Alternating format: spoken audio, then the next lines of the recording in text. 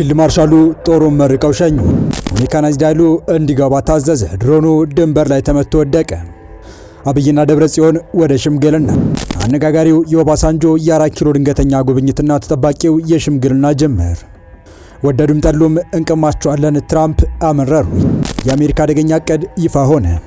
ኢሳያስ አፈወርቂ በአካል ተገኝተው ያስመረቁትን ጦር ወደ ድንበር እንዲንቀሳቀስ ባደረጉ ማግስት ፊልድ ማርሻሉ ጠንከር ያለ ምላሽ ሰጥተዋል። የጦር ኃይሎች ኤታማዦር ሹም ብርሃኑ ጁላ የሜካናይዝድ ኃይላቸው ወደ ኤርትራ ድንበር እንዲገባ መምሪያ መስጠታቸው ተሰምቷል። በሌላ በኩል ደግሞ ኢትዮጵያ ድንበር ላይ አንድ ቻይና ሰራሽ የውጊያ ድሮን ተመቶ መውደቁ ተነግሯል። መረጃው ዘርዘር አድርገን ይዘነዋል፣ የምትሰሙት ይሆናል።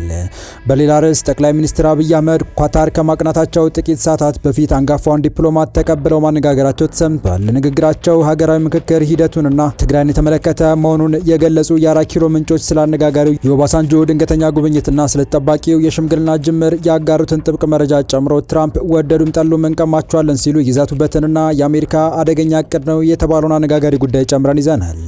ሰላም ውድ የሁሉ ዴይሊ ቤተሰቦች እንደምን አላችሁ? ቻናሉን ሰብስክራይብ፣ ላይክ፣ ሼር እያደረጋችሁ እስከ መረጃዎቻችን ፍጻሜ አብራችሁን ቆዩ።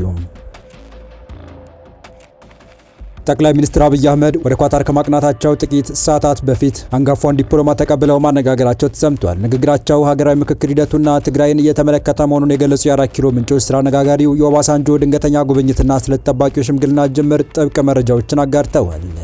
ጠቅላይ ሚኒስትሩ ከቀድሞ የናይጄሪያ ፕሬዝዳንት ኦሉሴጉን ኦባሳንጆ ጋር በሀገራዊ ምክክር ዝግጅት ዙሪያ መወያየታቸውን በይፋዊ የማህበራዊ ትስስር ገጻቸው በኩል ይፋ አድርገዋል። ለ4 ኪሎ ቅርበት ያላቸው የመረጃ ምንጮች እንደገለጹት ከሆነ የኦባሳንጆ ድንገተኛ የ4 ኪሎ ጉብኝት በሁለት ጉዳዮች ላይ ያነጣጠረ ሲሆን እነሱም ሀገራዊ ምክክር ሂደቱና ከህወሓት ጋር የተካረው ውጥረት ማርገብ ናቸው። መቀሌና አዲስ አበባን ጠንቅቀው የሚያውቁት አንጋፋው ፖለቲከኛ ዲፕሎማት የሰሜኑን ጦርነት በፕሪቶሪያ ስምምነት እንዲቋጭ በማሸማገል ረገድ በግንባር ቀደም ስራ መስራታቸው ይታወቃል። በ1970 መጀመሪያ በሀገራቸው የተከሰተን ሀገር የመገንጠል እንቅስቃሴ ለመቀልበስ በዋና መሪነት የተሳተፉትና ግጭቱን በሰላም ስምምነት እንዲቋጭ ያደረጉት ኦባሳንጆ በሀገራቸው ያሳኩትን ታሪካዊ የቢያፍራ የሰላም ሂደት በመምራት ያካበቱትን ልምድ ለጠቅላይ ሚኒስትሩ ማጋራታቸውን ከጠቅላይ ሚኒስትር አብይ መልእክት ለመረዳት ተችሏል። ይኸው የኦባሳንጆና የጠቅላዩ ድንገተኛ ውይይት የተሰማው ጠቅላዩ ከህወሓት ሊቀመንበር ደብረጽዮን ገብረ ሚካኤል ጋር ከመጋረጃ ጀርባ ተከታታይ ውይይቶችና ድርድሮችን እያደረጉ መሆናቸው የተመለከተ መረጃ ሾልኮ በወጣ ማግስት መሆኑ ጉዳዩ ትኩረት እንዲሰጠው አድርጓል። ጠቅላይ ሚኒስትር አብይ ውይይቱን አስመልክቶ ባጋሩት መረጃ ታሪካዊ የኢትዮጵያ ሀገራዊ ምክክር ከመጀመሩ አስቀድሞ የኢትዮጵያ የቅርብ ወዳጅ ከሆኑት የቀድሞው የናይጄሪያ ፕሬዝዳንትና የአፍሪካ ህብረት የሰላም መልእክተኛ ክቡር ኦሉሴጉን ኦባሳንጆ ጋር ተወያይተናል ሲሉ አስታውቀዋል። ውይይታቸው በዋናነት በመጪው ሀገራዊ ምክክር ዝግጅት ዙሪያ ላይ ያተኮረ መሆኑን የገለጹት አብይ ከዚህ ቀደም ከተከናወኑ መሰል የሰላም ጉዞዎችና ተግባራት ጥበብን ለመቅሰም የሚያስችል ምክክር መደረጉን አክለዋል። ጠቅላይ ሚኒስትሩ በማህበራዊ ትስስር ገጻቸው ባስተላለፉት አጭር መልእክት ኦሉሴጉን ኦባሳንጆ በተለይም የቢያፍራን የሰላም ሂደት በመምራት ያካበቱትን ከፍተኛ ልምድና ተሞክሮ ማካፈላቸውን ገልጸዋል። ይህም ተሞክሮ ኢትዮጵያ በምክክር ሂደት ለምታረጋግጠው ዘላቂ አንድነትና የሰላም ጉዞ ላይ ትልቅ ትምህርት የሚሰጥ መሆኑን ጠቅላይ ሚኒስትሩ አስገንዝበዋል። አያይዘውም ኦሉሴጉን ኦባሳንጆ ለኢትዮጵያ የሰላምና የዲፕሎማሲ ጉዞ ለሚያበረክቱት በዋጋ የማይተመን አስተዋጽኦ አገሪቱ ሁልጊዜም የላቀ ምስጋናዋን እንደምታቀርብ ጠቅላይ ሚኒስትር አብይ አህመድ ገልጸዋል። አገራዊ ምክክሩ ሁሉን አቀፍ ዘላቂ ሰላምን ለማምጣት ያለመ ሲሆን በዝግጅት ምዕራፍ ላይ ከተለያዩ የፖለቲካና የሲቪክ ማህበረሰብ አካላት እንዲሁም ከዓለም አቀፍ የሰላም ባለሙያዎች ጋር ምክክር እየተደረገባቸው ሲሆን ሀገራዊ ምክክር ሂደቱን ሙሉ ለማድረግና ኢትዮጵያን በጽኑ መሰረት ላይ ለማቆም በመቀለና አዲስ አበባ መካከል ያለው መካረርና የጦርነት ዝግጅት ትልቅ እንቅፋት ነው በሚል እየተገለጸ ይገኛል። በዚህ መሃል ታዲያ አንጋፋው ዲፕሎማት ኦባሳንጆ ድንገተኛ የ4 ኪሎ ጉብኝት ተከትሎ መረጃን ያጋሩ የቤተ መንግስት ምንጮች በቅርቡ በአዲስ አበባና መቀለ መካከል አዲስ የሽምግልና ሂደት ይጀምራል የሚል ተስፋ እንዳላቸው ገልጸዋል።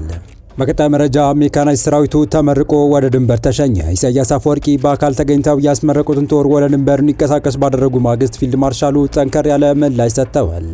የጦር ኃይሎች ኤታማዦር ሹም ብርሃኑ ጁላ የሜካናይዝድ ኃይላቸው ወደ ኤርትራ ድንበር እንዲገባ መምሪያ መስጠታቸው ተሰምቷል። በሌላ በኩል ደግሞ ኢትዮጵያ ድንበር ላይ አንድ የቻይና ሰራሽ የውጊያ ድሮን ተመቶ መውደቁም ተነግሯል። በአራቱም አቅጣጫ የሚሰነዘሩ ጥቃቶችን መክቶ ዳር ድንበር ለማስከበር ቀን ከሌት እየሰራ የሚገኘው መከላከያ ሰራዊት በልዩ ሁኔታ ትኩረት አድርጎ እየሰራባቸው ካሉ ወታደራዊ ግንባታዎች አንዱ የሜካናይዝድ እዝና አቅም ማሳደግ መሆኑ በተደጋጋሚ ይነገራል። የመከላከያ መረጃ እንዳመለከተው የሜካናይዝድ እዙ በተለያዩ የውጊያ ድጋፍ ሙያ የሰለጠኑ ሙያተኞችን በተከታታይ ያስመረቀ ወደ ግንባር እያሰማራ ሲሆን በትላንትናው ዕለትም ከፍተኛ ቁጥር ያላቸው ሙያተኞችን የሰራዊቱ ከፍተኛ አመራሮች በተገኙበት አስመርቋል። በስልጠናው ማጠናቀቂያና ምረቃ መርሃ ግብር ላይ መልእክት ያስተላለፉት የሜካናይዝድ ዕዝ አዛዥ ሌተር ጀነራል ከፍያለው አምዴ የዕዙን ሰራዊት ለማዘመን ከተለመደው አሰራር ለመውጣት ዘመኑ ያፈራቸው ቴክኖሎጂዎች መጠቀምና እቅድ በመለገፍ ዝግጁነት የማጠናከር ስራ እየተሰራ ነው ብለዋል። ኢትዮጵያ የረጅም ዘመን ታሪክና ስርዓተ መንግስት ያላት ነጻነቷና ሉዓላዊነቷን አስጠብቃ የኖረች ሀገር መሆኗን እየጠቀሱት አዛዡ ታሪካዊ ጠላቶቻችን ኢትዮጵያ በራሷ በተፈጥሮ ሀብቷ ሰርታ እንዳትለወጥ ያለ ረፍት ቢሰሩም ሴራቸውን ለማክሸፍ ዝግጅታችን ከምንጊዜም በላይ አጠናክረን እንቀጥላለን ብለዋል። ጀግኖች አባቶቻችን በመስዋዕትነት ያጸኗትና ከነሙሉ ክብሯ ያስረከቡንን ታላቅ ሀገር ለትውልድ ጠብቃችሁ በክብር ማሻገር ይጠበቅባችኋል ሲሉ ለተመራቂዎች አስገንዝበዋል። የማሰልጠኛ ማዕከሉ አዛዥ ኮሎኔል አየለ ወልደ ጊዮርጊስ በበኩላቸው ዕዙ እንደ ዕዝ ራሱን ካደራጀ ማግስት ጀምሮ ሀገርና ሕዝብን በሚመጥን መልኩ የሚሰጠውን ተልዕኮ በአስተማማኝ ብቃት ሊፈጽም የሚችል የሀገር ኩራት የሆነ ሜካናይዝድ ድጋፍ ሰጪ ሙያተኛ እያፈራ መሆኑን ተናግረዋል። በሌላ በኩል ደግሞ ኢትዮጵያ ድንበር ላይ አንድ ዘመናዊ ቻይና ሰራሽ የውጊያ ድሮን ተመቶ መውደቁ ተሰምቷል። በምዕራብ የሀገሪቱ ድንበር ተባብሶ ከቀጠለው የሱዳን የእርስ በርስ ጦርነት ጋር ተያይዞ አዳዲስ መረጃዎች መውጣታቸውን ቀጥለዋል። ዛሬ ከወደ ሱዳን የተሰራጩ መረጃዎች እንዳመላከቱት ከሆነ የሱዳን ጦር በኤሎቤይድ አቅራቢያ ቻይና ሰራሽ ድሮን መቶ መጣሉን አስታውቋል። የሱዳን መደበኛ ጦር ከፈጣን ድጋፍ ሰጪ ኃይሎች አርኤስኤፍ ጋር የሚያደርገው ውጊያ በበረታበት በዚህ ወቅት በሰሜን ኮርዶፋን ግዛት በኤሎቤይድ ከተማ አቅራቢያ ዘመናዊ የቻይና ምርት የሆነች ድሮን መቶ መጣሉን አስታውቋል። ጦሩ በአንድ ወር ውስጥ ተመሳሳይ ድሮን ምርት መቶ ሲጥል የአሁኑ ለሶስተኛ ጊዜ መሆኑ ተመላክቷል። የሱዳን መከላከያ ትናንት ሰኞ ዕለት ባወጣው መግለጫ የአየር መከላከያ ስርዓት FH-95 የተሰኘች ስልታዊ ድሮን በኤሎቤይድ በስተሰሜን ምዕራብ አቅራቢያ መቶ መጣሉን ገልጿል። ወታደራዊ ተቋሙ ድሮኗን የጣላት ሰው አልባ አውሮፕላን ሲል የገለጻት ቢሆንም ስለ ኦፕሬሽኑ ዝርዝር ሁኔታ ግን ተጨማሪ ማብራሪያ አልሰጠም። እንደ ሱዳን ጦር ገለጻ ይህ በአንድ ወር ውስጥ የተመታች ሶስተኛዋ የFH-95 ድሮን ናት። የመጀመሪያው ድሮን በሰኔ 25 ቀን በዋይት ናይል ግዛት በቴንደልቲ አካባቢ የተመታች ሲሆን ሌላኛው ደግሞ በተከታዩ ሳምንት ካርቱምንና ሰሜን ኮርዶፋንን በሚያገናኘው አውራ ጎዳና ላይ መመታቷን ጦሩ አስታውቋል። ይህች FH-95 የተሰኘችው ድሮን በቻይና የተመረተች መካከለኛ ከፍታ ላይ ለረጅም ሰዓታት መብረር የምትችልና ለኤሌክትሮኒክስ ውጊያ እንዲሁም ትክክለኛ ኢላማን ለማጥቃት የምታገለግል ናት።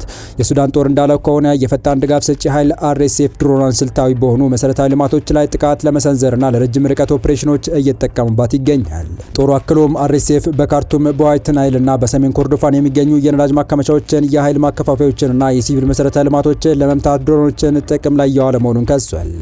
የሱዳን ጦር ታጣቂ ቡድን በስትራቴጂካዊቷ ከተማ ኤሎቤይድ ዙሪያ ኃይሉን እያሰባሰበ መሆኑ ደግሞ በአካባቢው ላይ የከፋ ግጭት ሊቀሰቀስ ይችላል የሚል ስጋትን ፈጥሯል ብሏል። ኤሎቤይድ የተለያዩ የኮርዶፋንና የዳርፉር ክፍሎችን የሚያገናኝ ዋና የንግድና የሰብአዊ እርዳታ ማስተላለፊያ ማዕከል በመሆን የምታገለግል ከተማ ናት።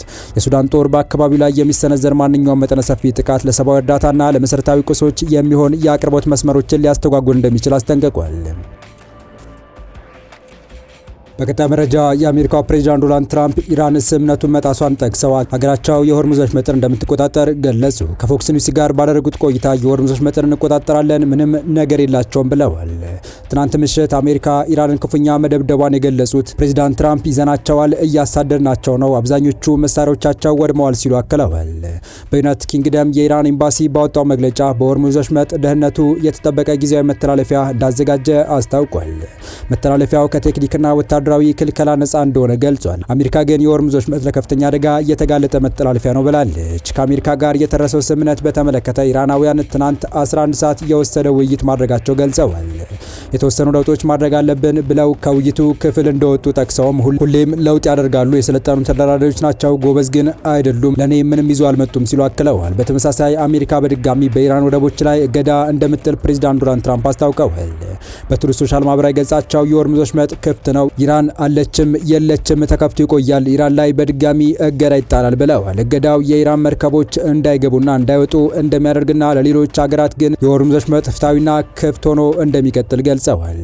የተወደዳችሁ የቻናላችን ቤተሰቦች ለአሁኑ ለእናንተ ይመጥናሉ ብታደምጧቸው ታተርፉባችኋላችሁ ብለን የመረጥንላችሁ ዕለታዊ መረጃዎቻችን እስካሁን ያደመጣችኋቸው ነበሩ።